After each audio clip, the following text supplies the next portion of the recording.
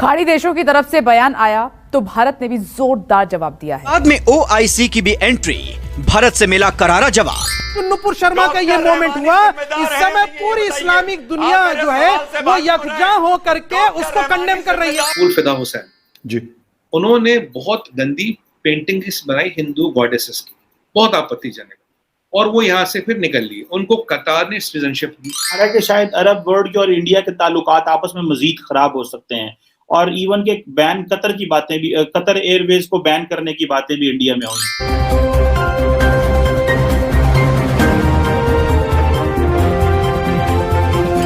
दोस्तों, India first में फिर से आपका स्वागत है। जैसा कि आपको पता है कि आज पूरा राष्ट्र व मुस्लिम देशों में सिर्फ एक ही मुद्दा छाया है, वो है नुपुर शर्मा का। नुपुर शर्मा जैसा मामूली आंतरिक विवाद जिस तरह से राष्ट्रीय व अंतर्राष्ट्रीय मुद्दा बन गया है, इससे जाहिर है कि यह एक नेचुरल रिएक्शन न होकर सोची समझी साजिश का परिणाम है।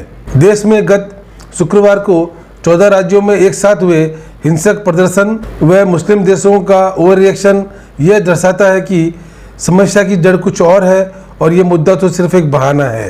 एक और जहां बीजेपी ने त्वरित कार्रवाई करते हुए नुपुर शर्मा को पार्टी से निकाल दिया है, वहीं भारत ने यह भी स्पष्ट कर दिया है कि यह एक धर्मनिरपेक्ष राष्ट्र है तथा यहाँ सभी धर्मों को बराबर का हक है। इसके अलावा भारत ने पाकिस्तान को कहा है कि वो इस मुद्दे पे बोलने से पहले माइनॉरिटीज़ पे अपने ट्रैक रिकॉर्ड को देख लें। इसी तरह भारत ने ओआईसी व मुस्लिम राष्ट्रों के कड़े ऐतराज़ को उनके संकीर्ण मानसिकता का परिचय बताया है। भारत के इस कड़े रुख व संतुलित प्रतिक्रिया से पाक व ओआईसी राष्ट्र को बड़ा झटका लगा है। दोस्तों, उनको यह उम्मीद थी कि भारत के ओआईसी राष्ट्रों में जो आर्थिक हित है उनको कारण भारत इस विवाद पर माफ़ी मांग लेगा, लेकिन शायद वो भूल गए हैं कि ये नया भारत है जो कि न केवल अधिक ताकतवर है बल्कि यहाँ एक राष्ट्रवादी सरकार है जो किसी भी दबाव में झुकती नहीं है।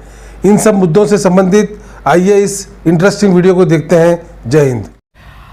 खाड़ी देशों की तरफ से बयान आया तो भारत ने भी जोरदार जवाब दिया है। पाकिस्तान और ओआईसी को समझा दिया है, हमें ना बताएं कि सर्वधर्म समान क्या होता है।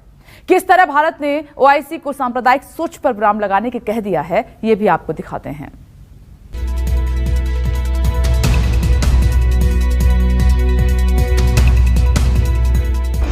हिंदुस्तान में बीजेपी नेता का बयान, नाराज हुआ कतर, कुवैत और ईरान।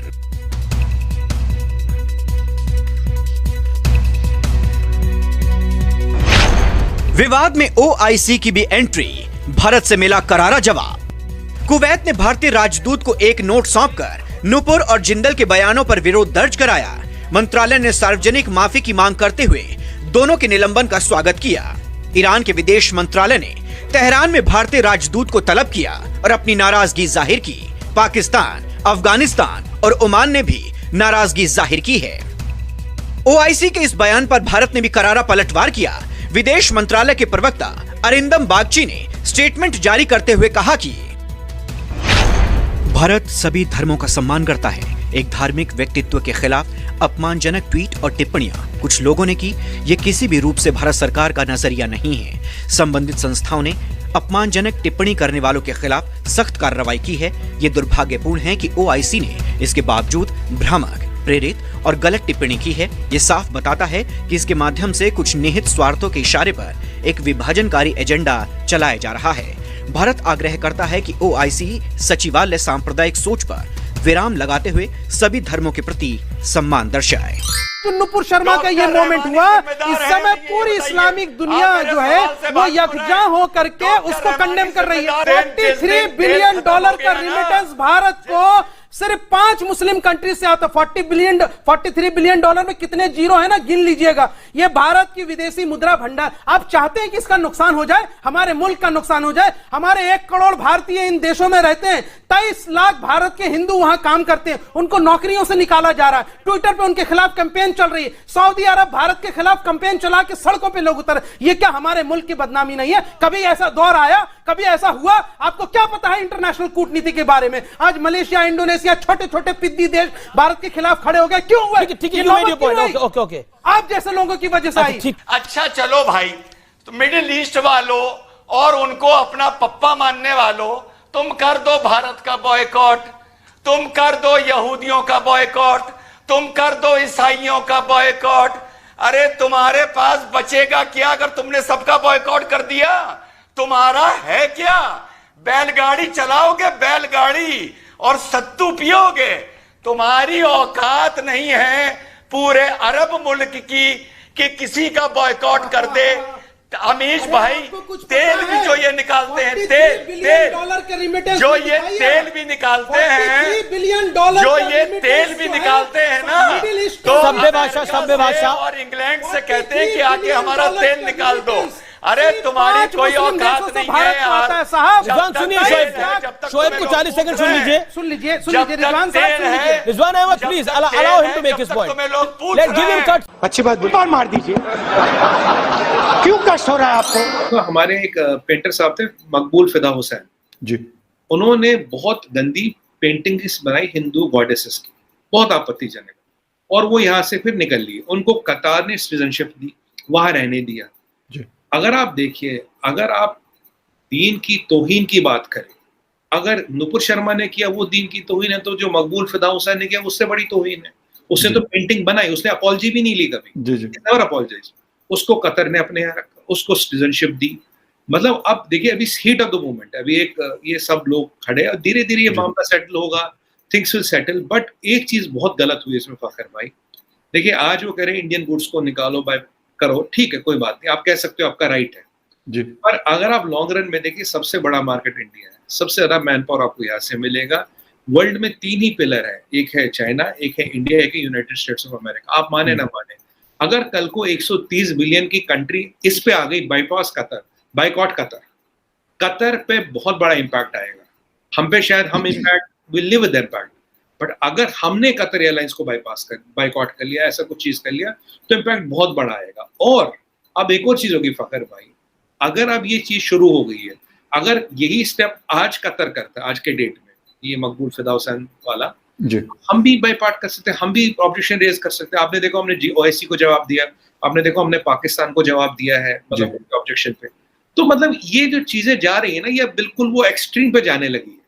बिल्कुल। पहले क्या था, डिप्लोमेसी में काफी सारी चीजें मैनेज करी जाती है।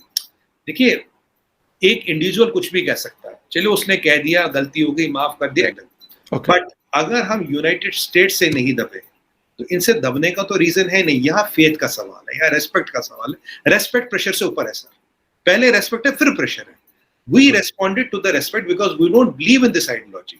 हमारा स्टैंड रहा, हम इस आइडियोलॉजी में बिलीव नहीं करते। एक इंडिविजुअल की हो सकती है, न एक बीजेपी की है, न गवर्नमेंट की है, न इंडिया की आइडियोलॉजी नहीं है। हमारे यहाँ दुनिया का सेकंड हाईएस्ट मुस्लिम पॉपुलेशन है। बिल्कुल। We don't have this ideology.